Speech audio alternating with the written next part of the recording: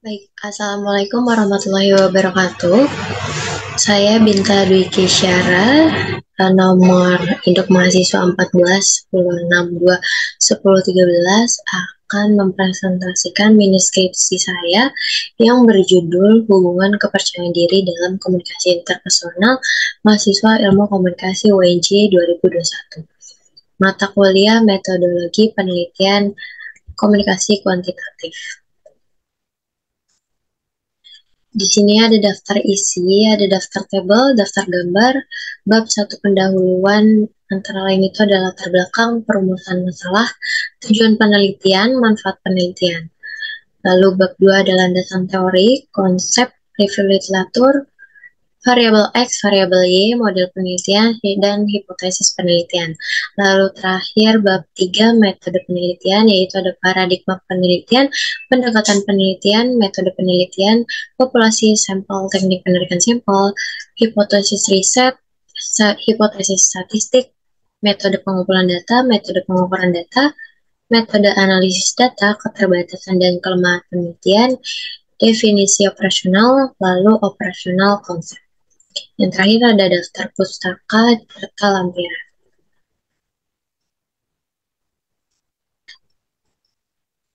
Lalu di sini ada bab 1 pendahuluan, latar belakang. Di sini dalam kehidupan sehari-hari orang selalu berkomunikasi. Dan komunikasi tidak hanya dalam bentuk berbicara melalui lisan, tetapi juga bagaimana seorang memperhatikan atau merespon gerak-gerik tubuh dan nada suara. Komunikasi meliputi komunikasi bersifat verbal maupun nonverbal. Ada berbagai konteks komunikasi, mulai dari komunikasi interpersonal, komunikasi intrapersonal, komunikasi kelompok, organisasi, hingga komunikasi massa. Dan masing-masing konteks itu memiliki karakteristik yang berbeda.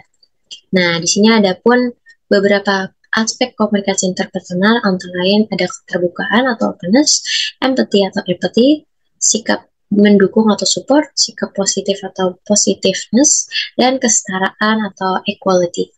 Nah, aspek-aspek tersebut ini merupakan faktor yang dapat mempengaruhi keefektifan dalam komunikasi interpersonal. Oleh karena itu, pentingnya kemampuan untuk melakukan interaksi dengan orang lain, misalnya untuk mengeluarkan pendapat dan mampu berbagi informasi dengan orang lain tanpa ada rasa malu dan gugup. Hal ini menjelaskan bahwa kemampuan komunikasi ini merupakan dasar kemampuan yang harus dimiliki oleh manusia. Nah, di sini ada kepercayaan diri merupakan faktor yang sangat mempengaruhi kemampuan seorang dalam berkomunikasi. Orang yang memiliki tingkat di kepercayaan diri yang tinggi cenderung lebih terbuka, percaya diri, dan mampu mengungkapkan pendapat serta perasaan mereka dengan jelas. Nah, tingkat kepercayaan diri yang tinggi dapat meningkatkan kemampuan seseorang dalam membangun hubungan yang sehat dan positif. Namun sebaliknya, kekurangan kepercayaan diri dapat menghambat komunikasi interpersonal yang efektif dan mengganggu hubungan. Oleh karena itu, penelitian ini juga dapat membantu memahami sejauh mana faktor ini berpengaruh di berbagai area kehidupan. Lalu berdasarkan uraian di atas, maka peneliti itu tertarik untuk membuktikan apakah ada hubungan antara kepercayaan diri dengan komunikasi interpersonal mahasiswa ilmu komunikasi UNJ 2021. Dengan demikian, penelitian mengenai hubungan antara kepercayaan diri dan komunikasi interpersonal memiliki latar belakang yang kuat karena dampaknya yang signifikan dalam kehidupan sehari-hari dan potensi aplikasinya dalam berbagai konteks. Lalu di sini 1.2 perumusan masalah. Perumusan masalah dalam penelitian ini adalah apakah terdapat hubungan yang signifikan antara kepercayaan diri dengan komunikasi interpersonal pada mahasiswa ilmu komunikasi UNJ angkatan 2021. Lalu untuk tujuan penelitian di sini ada untuk mengetahui hubungan antara kepercayaan diri dengan komunikasi interpersonal pada mahasiswa ilmu komunikasi UNJ angkatan 2021. Dalam konteks ini, peneliti ingin mencari tahu apakah mahasiswa yang memiliki tingkat kepercayaan diri yang lebih tinggi cenderung untuk memiliki keterampilan komunikasi yang lebih baik. Penelitian ini akan mencoba untuk mengukur tingkat kepercayaan diri dan komunikasi interpersonal pada mahasiswa ilmu komunikasi dengan menggunakan alat ukur yang valid dan reliable. Tujuan ini adalah untuk memastikan bahwa penelitian ini dapat memiliki metodologi yang tepat dan dapat diandalkan. Selain hubungan antara kepercayaan diri dan komunikasi interpersonal, penelitian ini juga dapat bertujuan untuk mengidentifikasi faktor-faktor lain yang mungkin mempengaruhi hubungan ini, misalnya seperti jenis kelamin, pengalaman sosial, atau tingkat pendidikan juga berperan dalam hubungan ini. Penelitian ini juga dapat bertujuan untuk memberikan wawasan yang lebih baik tentang bagaimana mengembangkan kepercayaan diri dan dapat membantu mahasiswa dalam menghadapi tugas-tugas akademik dan situasi komunikasi interpersonalnya. Lalu untuk manfaat penelitian ini, yang pertama ada dapat memotivasi mereka untuk meningkatkan kepercayaan diri mereka. Yang kedua, agar lembaga pendidikan dapat memberikan pelatihan dan dukungan yang lebih baik kepada mahasiswa dalam mengembangkan keterampilan komunikasi mereka. Lalu yang ketiga, ada mahasiswa yang memiliki keterampilan komunikasi yang kuat dan tingkat kepercayaan diri yang baik mungkin berhasil dalam karir mereka. Dan penelitian ini juga dapat membantu mahasiswa untuk memahami bagaimana komunikasi interpersonal yang efektif dapat berdampak positif bagi peluang karir mereka. Lalu selanjutnya di sini ada bab 2, landasan teori. Yang pertama ini ada konsep dari kepercayaan diri. Kepercayaan diri ini merupakan hal yang penting bagi manusia atau mahasiswa yang dapat berpengaruh terhadap studi hingga kehidupan sehari-hari. Karena tidak semua mahasiswa yang dapat memiliki kepercayaan tinggi sehingga mereka tidak bisa merasa percaya diri untuk mengajukan suatu pertanyaan atau bahkan menyampaikan pendapat. Sebenarnya masalah itu selalu muncul pada mahasiswa yang tidak mempunyai kepercayaan diri yang baik. Mereka tidak dapat memahami dan mengembangkan keterampilan dengan baik. Spencer mengemukakan bahwa kepercayaan diri adalah karakteristik yang sering dimiliki oleh individu yang sangat berprestasi. Sementara itu, Surya menyatakan bahwa kepercayaan diri adalah elemen kunci dalam pembentukan kepribadian seseorang yang mempengaruhi cara mereka berperilaku dan bersikap.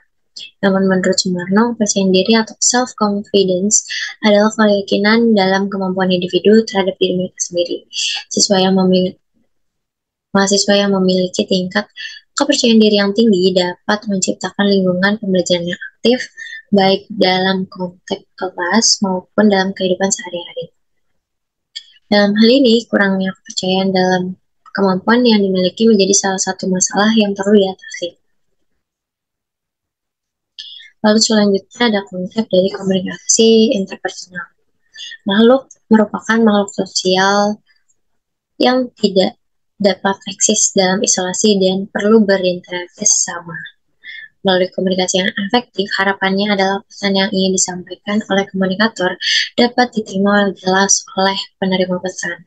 Salah satu bentuk komunikasi adalah komunikasi interpersonal yang merupakan pertukaran pesan antara pengirim dan penerima pesan, baik secara langsung maupun tidak langsung.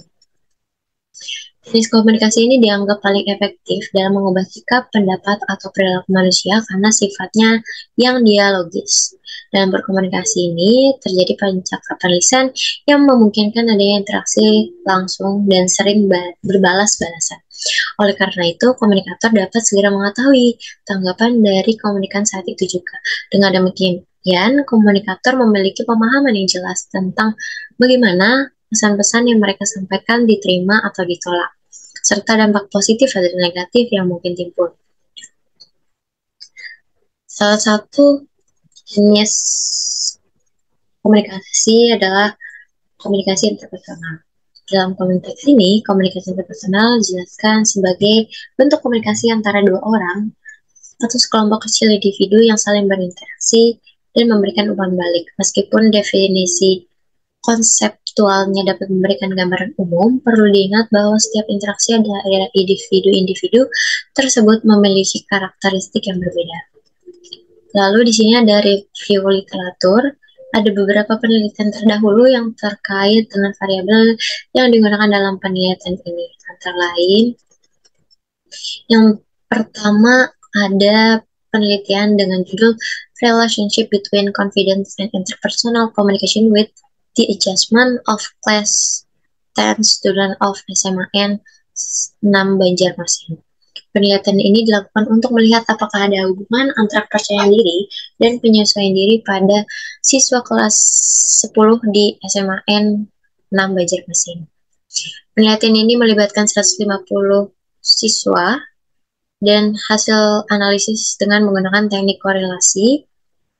Oleh karena itu, dapat disimpulkan bahwa kepercayaan diri dan komunikasi interpersonal memiliki hubungan yang signifikan secara bersamaan dengan penyesuaian diri. Dengan demikian, hipotesis alternatif yang menyatakan adanya hubungan antara kepercayaan diri dan komunikasi interpersonal dengan penyesuaian diri pada siswa kelas di SMA Negeri 6 Banjarmasin dapat diterima. Kedua, penelitian dengan judul The Correlation of Confidence with Interpersonal Communication. Penelitian ini dilakukan untuk menginvestigasi korelasi antara tingkat kepercayaan diri dan kemampuan interpersonal siswa. Kemampuan komunikasi interpersonal siswa. Metode penelitiannya yang digunakan adalah metode kuantitatif dengan melibatkan 42 siswa sebagai sampel yang dipilih secara acak. Lalu untuk hasilnya hipotesis nol itu ditolak dan hipotesis alternatif itu diterima. Jadi kesimpulan dari penelitian ini adalah bahwa terdapat hubungan positif dan signifikan antara tingkat kepercayaan diri dengan kemampuan komunikasi interpersonal siswa kelas 10 SMA Negeri 15 Bandar Lampung tahun ajaran 2019. Artinya semakin tinggi tingkat kepercayaan diri siswa, semakin baik pula kemampuan mereka dalam berkomunikasi secara interpersonal. Lalu yang ketiga, di sini ada penelitian dengan judul Kepercayaan Diri dan Kesadaran Diri terhadap Komunikasi Interpersonal dan Pengembangan Karir. Penelitian ini dilakukan dengan tujuan untuk mengidentifikasi korelasi antara tingkat kepercayaan diri atau self-confidence dan tingkat kesadaran diri atau self-awareness terhadap kemampuan komunikasi interpersonal dan pengembangan karir mahasiswa Fakultas Psikologi dan Kesehatan di UIN Sunan Ampel, Surabaya. Metode penelitian ini yang digunakan adalah pendekatan kuantitatif deskriptif dengan variabel yang terdiri dari tingkat kepercayaan diri, kesadaran diri, kemampuan komunikasi interpersonal, dan pengembangan karir.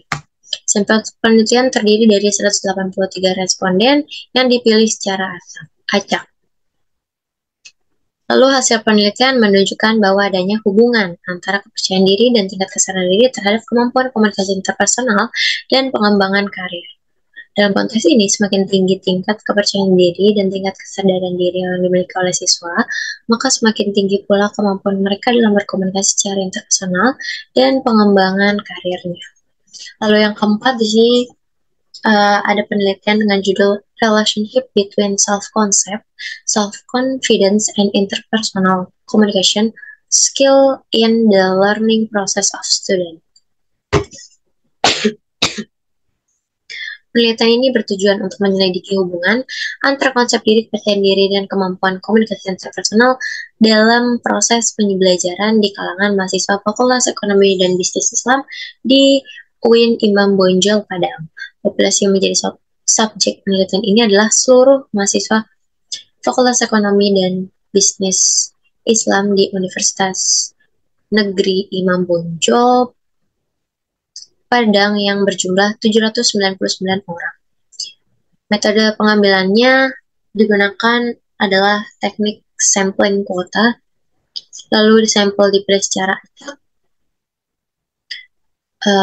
Dengan demikian, hasil peneliti menunjukkan bahwa konsep diri memiliki pengaruh signifikan terhadap kemampuan komunikasi interpersonal dalam proses pembelajaran mahasiswa di Fakultas Ekonomi dan Bisnis Islam di Universitas Imam Bonjol, Padang.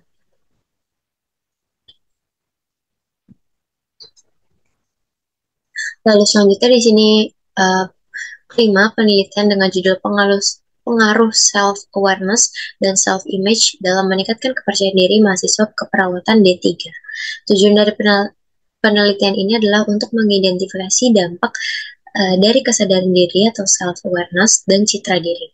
Dalam meningkatkan tingkat kepercayaan diri mahasiswa program studi D3 Keperawatan di Stikas Wirausaha Yogyakarta. Metode penelitian yang digunakan adalah metode kuantitatif dengan jenis penelitian pre-eksperimen yang menggunakan pendekatan desain one group pretest potest. Sampel ini terdiri dari 30 mahasiswa,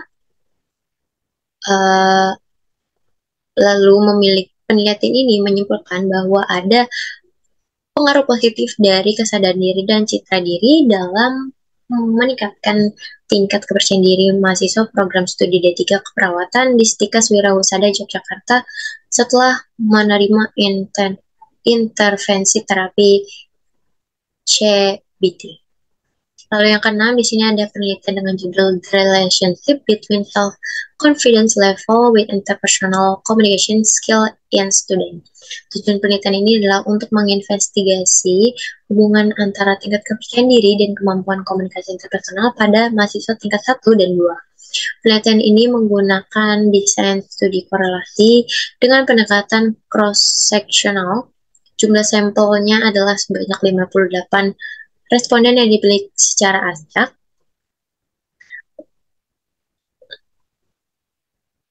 Lalu, hasil penelitian menunjukkan bahwa sebagian besar responden memiliki tingkat kepercayaan diri yang sedang dan sebagian besar memiliki komunikasi interpersonal yang cukup. Hasil analisis juga menunjukkan terdapat hubungan yang rendah antara tingkat kepercayaan diri dengan kemampuan komunikasi interpersonal.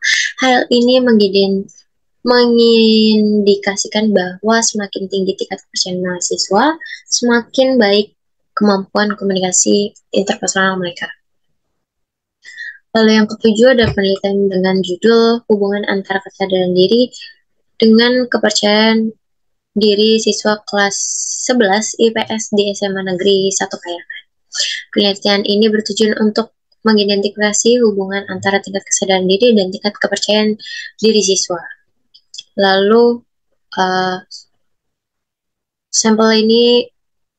sampel penelitian ini ada sebanyak 53 siswa yang dipilih secara acak yang memiliki hasil menunjukkan adanya korelasi yang signifikan antara tingkat kesadaran diri dan tingkat kepercayaan diri siswa di kelas 11 IPS SMA N1 Kayangan.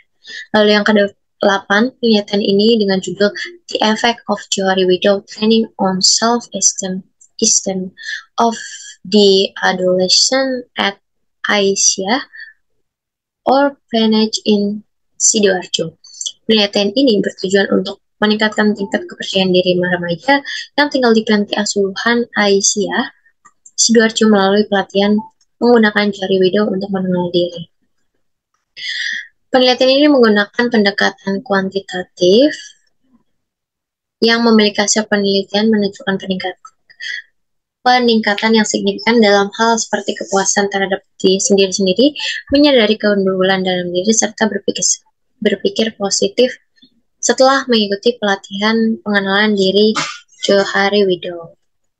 Lalu yang ke-9, ada penelitian dengan judul The Effect of Self-Control and Self-Awareness on Social Media Usage, Self-Esteem and Effect. Penelitian ini ditunjukkan bahwa kesadaran diri akan berhubungan negatif dengan penggunaan media sosial, mengingat tingkat pengenalan diri yang tinggi. Selain itu, diasumsikan bahwa kesadaran diri akan berhubungan positif dengan pengenalan diri, harga diri, perasaan positif, karena penggunaan media sosial yang rendah. Metode penelitian dilakukan dengan 125 mahasiswa. Dengan hasil ditemukan bahwa pengenalan diri menjadi mediator dalam hubungan antara kesadaran diri dan penggunaan media sosial. Kesimpulannya, kesadaran diri mempromosikan pengenalan diri yang mengakibatkan pengurangan penggunaan media sosial. Lalu yang terakhir, di sini ada penelitian dengan judul Self-Control, Self-Awareness, dan Kejenuhan Belajar pada Perilaku Cyber-Loving Mahasiswa dalam Pembelajaran Daring. Penelitian ini bertujuan untuk menginvestigasi pengaruh self-control, self-awareness, dan kejenuhan belajar terhadap perilaku cyber-loving mahasiswa dalam konteks pembelajaran daring. Penelitian ini menggunakan pendekatan kuantitatif yang dilakukan pada mahasiswa program studi manajemen di perguruan tinggi swasta di Jakarta Timur yang memiliki sampel penelitian terdiri dari 300 mahasiswa. Lalu hasilnya menunjukkan bahwa self-control memiliki pengaruh negatif terhadap perilaku cyberloving, yang berarti semakin tinggi tingkat self-control, semakin rendah perilaku cyberloving. Self-awareness juga memiliki pengaruh negatif terhadap perilaku cyberloving, menunjukkan bahwa semakin tinggi tingkat self-awareness, semakin rendah perilaku cyberloving. Di sisi lain, kejenuhan belajar memiliki pengaruh positif terhadap cyberloving, yang berarti semakin tinggi tingkat kejenuhan belajar, semakin tinggi perilaku cyberloving. Hasil penelitian ini juga menunjukkan bahwa secara bersama-sama atau simultan, variabel self-control, self-awareness, dan kejenuhan belajar memiliki pengaruh terhadap perilaku cyberloving mahasiswa. Lalu di sini ada tabel 1 review literatur yang sudah dijelaskan sebelumnya.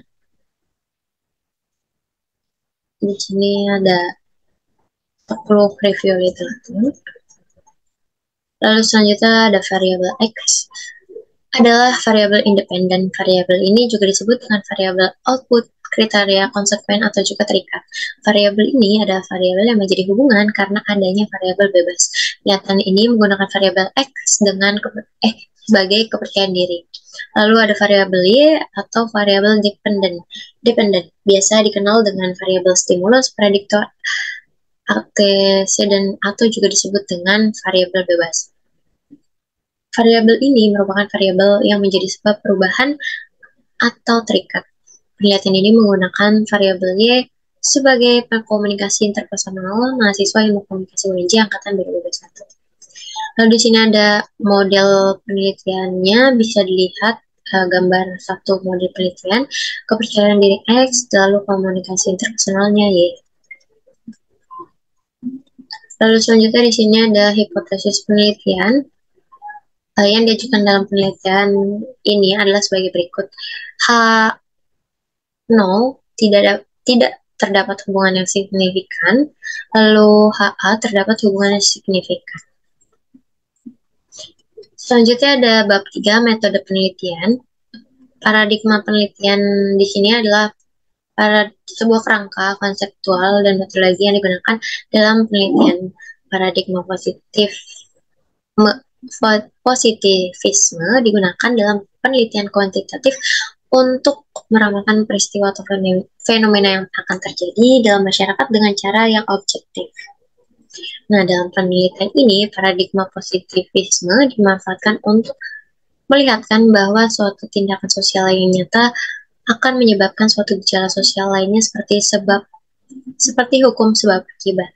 Paradigma positivisme seringkali hanya fokus pada pengamatan luaran yang dapat diamati secara kasat mata tanpa mencoba memahami makna yang lebih mendalam. Oleh karena itu, sulit untuk menggeneralisasikan perilaku manusia ke dalam aturan atau hukum yang berlaku untuk semua individu dalam semua situasi. Ada banyak variabilitas dan kompleksitas dalam perilaku manusia yang sulit untuk disederhanakan menjadi pola yang seragam. Lalu selanjutnya ada pendekatan penelitian. Penelitian ini menggunakan pendekatan kuantitatif yang merupakan turunan dari paradigma positivisme. Pendekatan kuantitatif adalah suatu pendekatan dilakukan secara alamiah melalui secara sistematis atau peristiwa yang saling berhubungan.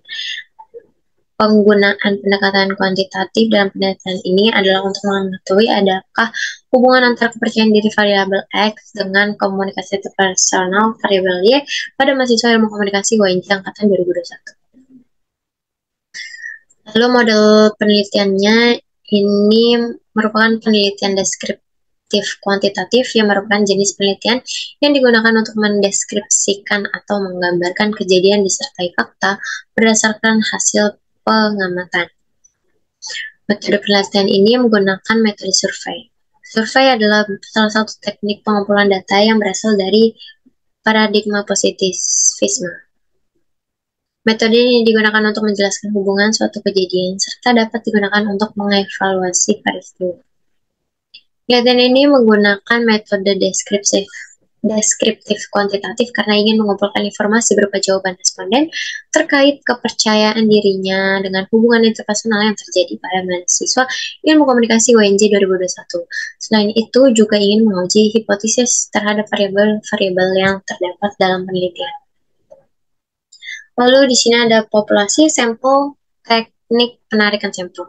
Populasi menurut Sugiono tahun 2019 merupakan wilayah generalisasi yang terdiri atas objek atau subjek yang memiliki kuantitas dan karakteristik tertentu yang telah ditetapkan peneliti untuk diuji dan ditarik kesimpulan.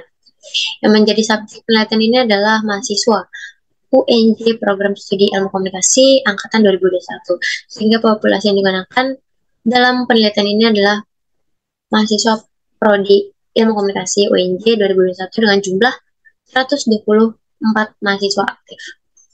Penelitian ini menggunakan salah satu teknik pengumpulan data, yaitu teknik pengisian angket online atau kuesioner. Teknik pengambilan sampel yang peneliti gunakan adalah teknik sampling dengan kriteria tertentu atau biasanya disebut dengan purposive sampling. Penelitian ini juga menggunakan rumus Slovin untuk menentukan jumlah sampel yang akan menjadi target penelitian. Rumus yang digunakan adalah N sama dengan N per 1 plus N E kuadrat. Lalu di sini ada keterangannya, N merupakan jumlah sampel, N besar merupakan jumlah populasi, dan E merupakan batas toleransi kesalahan, yaitu 0,05. Sehingga berikut merupakan hitungannya. Lalu jumlah sampel yang kami teliti akhirnya adalah 95 sampel atau responden. Metode analisis kami gunakan menggunakan penelitian deskriptif kuantitatif karena mendeskripsikan, meneliti, dan menjelaskan sesuatu yang dipelajari padanya dan menarik kesimpulan dari fenomena yang dapat diamati dengan menggunakan angka-angka. Lalu di sini ada hipotesis riset, merupakan jawaban sementara atas pertanyaan-pertanyaan penelitian. Berdasarkan uraian yang telah disebutkan, maka hipotesis penelitian ini adalah bahwa terdapat hubungan positif antara tingkat kepercayaan diri mahasiswa dengan komunikasi interpersonal mahasiswa. Lalu selanjutnya di sini ada hipotesis statistik, adalah pernyataan atau dugaan mengenai satu atau lebih populasi adanya hubungan antara kepercayaan diri dengan komunikasi interpersonal. H0 sama dengan 0, maka tidak ada hubungan signifikan. HA tidak sama dengan 0, maka adanya hubungan signifikan. Jika F hitung lebih besar sama F tabel, maka H0 ditolak, HA diterima. Lalu jika F hitung lebih kecil dari F tabel, maka H0 diterima, HA ditolak. Metode pengumpulan data dalam penelitian ini menggunakan dengan survei atau membagikan kuesioner melalui Google Form. Metode survei ini dapat digunakan untuk jenis penelitian deskriptif dan eksploratif. Lalu di sini ada metode pengukuran data. Ini ada validitas, merupakan uji yang digunakan untuk memperlihatkan sejauh mana alat ukur yang digunakan. Uji ini juga mengukur valid atau tidaknya suatu kuesioner. Lalu di sini ada reliabilitas, jika respon seorang terhadap pernyataan dalam sebuah kuesioner atau sebuah kuesioner konsisten atau stabil dari waktu ke waktu, maka kuesioner tersebut dapat dikatakan reliable. Semakin mendekati nilai alpha Cronbridge ke angka 1, maka semakin tinggi pula tingkat keandalan konsisten internal kuesioner tersebut. Lalu di sini ada metode analisis data univariat. Analisis data univariat juga dikenal dengan analisis deskriptif, yang memiliki tujuan untuk menggambarkan dan merangkum data hasil pengukuran dalam bentuk yang lebih informatif. Kalau analisis bivariat merupakan metode statistik yang digunakan untuk menilai keterkaitan atau hubungan antara dua variabel dengan mengevaluasi sejauh mana kedua variabel tersebut berkorelasi. Lalu selanjutnya ada keterbatasan dan kelemahan penelitian. Data yang diperoleh mungkin bersifat subjektif karena melibatkan penilaian diri, penilaian diri oleh mahasiswa mengenai tingkat kepercayaan diri mereka dan pengalaman komunikasi interpersonal mereka. Hal ini dapat mengakibatkan bias persepsi. Berpersepsi dapat mempengaruhi pengambilan keputusan, interaksi sosial, dan komunikasi. Juga dapat mengarah pada penilaian yang tidak objektif. Penggunaan sampel yang mungkin tidak mencerminkan keragaman mahasiswa secara menyeluruh dapat menjadi keterbatasan dalam menggeneralisasikan hasil penelitian.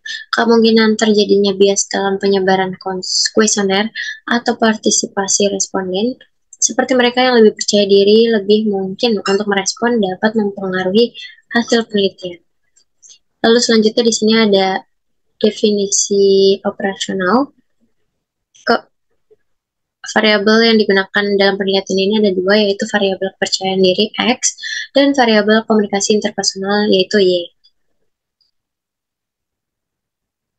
Lalu selanjutnya di sini ada operational konsep, di mana dimensi-dimensi ini yang sudah disebutkan tadi pada bab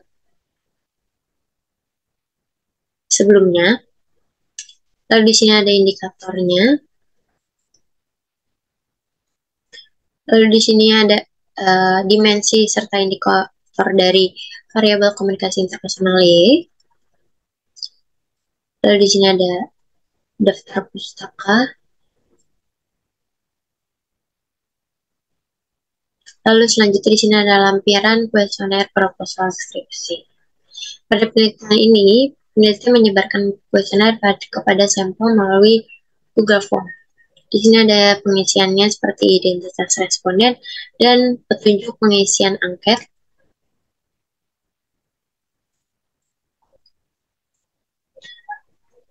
Lalu di sini ada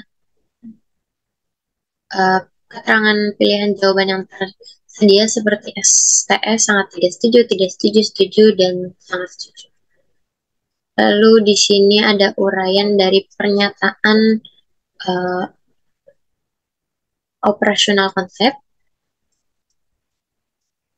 Di sini ada uraian dari pernyataan operasional konsep komunikasi internasional.